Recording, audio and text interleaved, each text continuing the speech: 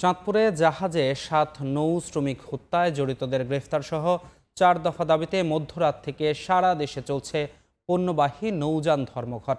এ বিষয়ে বিস্তারিত জানাতে এই মুহূর্তে চাঁদপুর লঞ্চ ঘাটে আছেন রিপোর্টার ফারুক আহমেদ ও সিরাজগঞ্জের বাঘাবাড়ি নদী বন্দরে আছেন রিপোর্টার রিঙ্কু কুন্ডু। প্রথমেই আমরা চলে যাচ্ছি চাঁদপুরে ফারুক আহমেদের কাছে।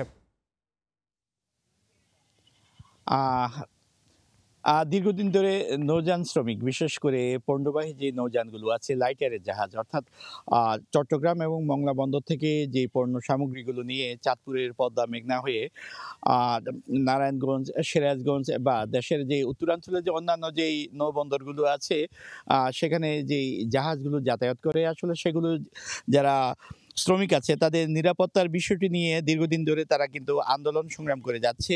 তার মধ্যে কিন্তু গত ২৩ ডিসেম্বর একটি অনভিপ্রেত ঘটনা ঘটেছে। সেটি হলো চাঁদপুরের মেঘনায় ৭ জন শ্রমিককে, যারা জাহাজের স্টাফ ছিলেন, তাদেরকে নির্মমভাবে হত্যা করা হয়। যদিও সেই হত্যাকাণ্ডের সাথে জড়িত একজনকে এর মধ্যে গ্রেপ্তার করতে সক্ষম হয়েছে এবং তার দাবি যে সে ওই জাহাজের একজন শ্রমিক ছিল। ক্ষুব্ধ হয়ে, অর্থাৎ তার বেতন বাধা বা অন্যান্য যে সুযোগ সুবিধা ছিল তা থেকে বঞ্চিত হয়ে সে সহকর্মীদের হত্যা করেছে। কিন্তু নৌযান শ্রমিকরা আসলে এটি মানতে নারাজ। বাংলাদেশের নৌযান শ্রমিক ফেডারেশনের যিনি সভাপতি আছেন শাহ আলম, তিনি জানিয়েছেন যে শ্রমিকদের আসলে নিরাপত্তা নেই। অর্থাৎ এই যে নদীতে যারা চলাচল করে পণ্য নিয়ে, সেই লাইটারের জাহাজের শ্রমিকরা দীর্ঘদিন ধরে তারা অবহেলিত এবং তাদের যে দাবি দেওয়া আছে, বিশেষ করে ঝুঁকি ভাতা দেওয়া, তাদের মধ্যে যে অন্যান্য যে ক্ষোভ আছে, অর্থাৎ বেতন বৈষম্য আছে এবং একই সঙ্গে তাদেরকে যে অন্যান্য সুযোগ সুবিধা দেওয়া, অর্থাৎ তাদের যে নিরাপত্তা নিশ্চিত করা, সেই নিরাপত্তা দিতে কর্তৃপক্ষ ব্যর্থ হয়েছে। অর্থাৎ একদিকে তাদের সরকারের প্রতি তাদের একটা অবহেলা আছে বলে এমনটা তারা অভিযোগ করেছে। সেই লক্ষ্যে কিন্তু এই গত মধ্যরাত থেকে, অর্থাৎ ১২টা ১ মিনিটের পর থেকে তারা কিন্তু পণ্যবাহী জাহাজ যেগুলো আছে সেই জাহাজগুলো চলাচল বন্ধ রেখে তারা আপাতত কর্মবিরতি পালন করছে। তবে এই কর্মবিরতি তাদের কতক্ষণ চলবে সেটি এখনো নিশ্চিত করে জানাতে না পারলেও নৌযান শ্রমিক নেতারা জানিয়েছেন যে তাদের দাবিটা মানা হলে তারা আবার সেই পণ্যবাহী জাহাজগুলো নিয়ে আবারও তারা চলাচল শুরু করবে। তো এই মুহূর্তে আমি যদি দেখাতে পারি যে চাঁদপুরের মেঘনায় বেশ কিছু পণ্যবাহী জাহাজ তারা মাঝ নদীতে নোঙর করে আছে, অর্থাৎ তারা একবারে নদীর মাঝখানে তারা অবস্থান করছে এবং তারা বন্ধ রেখেছে। যেমনটি ভোরবেলা আমরা যেটা জানি যে রাতের অন্ধকারে কিন্তু পণ্যবাহী জাহাজগুলো কিন্তু নদীতে বার্দিং করে, বিভিন্ন পয়েন্টে তারা নৌযানগুলো থামিয়ে রাখে। সকালে ভোরের আলো ফোটার পর থেকে সেই নৌযানগুলো নিয়ে তারা আবার গন্তব্যে ছুটে যায়।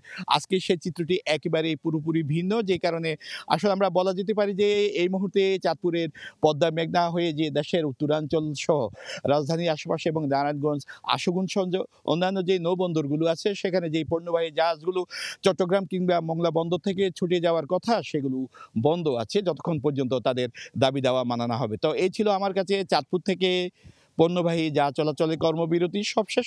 আমরা এখন চলে যাব সিরাজগঞ্জের বাঘাবাড়িতে, সেখানে আছেন আমাদের সহকর্মী রিঙ্কু কুন্ডু।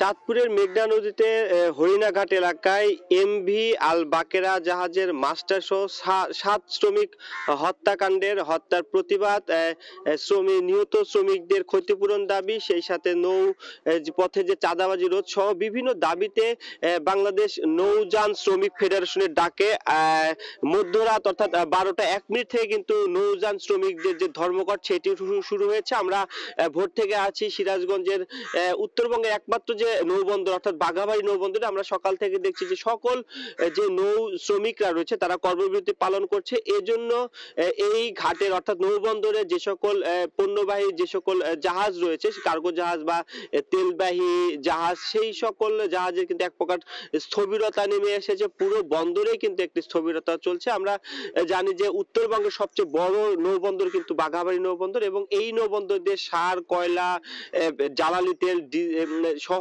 বিভিন্ন পণ্য সামগ্রী কিন্তু এই বন্দরে আসে জাহাজে করে। সেই বন্দরটি যে নৌযান শ্রমিক যে ধর্মঘট, সেই ধর্মঘটের কারণে কিন্তু স্থবির হয়ে পড়েছে। শ্রমিকদের সাথে আমার কথা হয়েছে, তারা যেটি বলছে যে চাঁদপুরে যে ঘটনা অর্থাৎ ছাদ শ্রমিক হত্যাকাণ্ডের প্রতিবাদ এবং তাদের প্রত্যেকের পরিবারকে অর্থাৎ নিহতের প্রত্যেক পরিবারকে 20 লক্ষ টাকা করে সরকারি অনুদান এবং নৌপথ অর্থাৎ এই যে পণ্যবাহী নৌযানগুলো চলাচলের ক্ষেত্রে তারা যেটি অভিযোগ করছে অর্থাৎ নৌ শ্রমিকরা যেটি বলছে যে বিভিন্ন জায়গায় কিন্তু তাদের চাঁদা দিতে হয়, সেই সকল চাঁদা বন্ধ সহ 4 দফা দাবিতে কিন্তু তাদের এই ধর্মঘট এবং তাদের দাবি না মানা পর্যন্ত কিন্তু এই ধর্মঘট অনির্দিষ্টকালের ধর্মঘট তারা চালিয়ে যাবেন বলে ঘোষণা দিয়েছেন। গতকাল আমরা দেখেছি যে এই যে ধর্মঘটের অর্থাৎ যারা প্রচার অভিযান সেটিতে কিন্তু তারা বিক্ষোভ মিছিল সহ বিভিন্ন মিটিং মিছিল করেছে এবং সেই শ্রমিকরা আমরা কথা বলেছি তারা 12টা 1 মিনিট থেকে এই ধর্মঘটটি শুরু করেছে এবং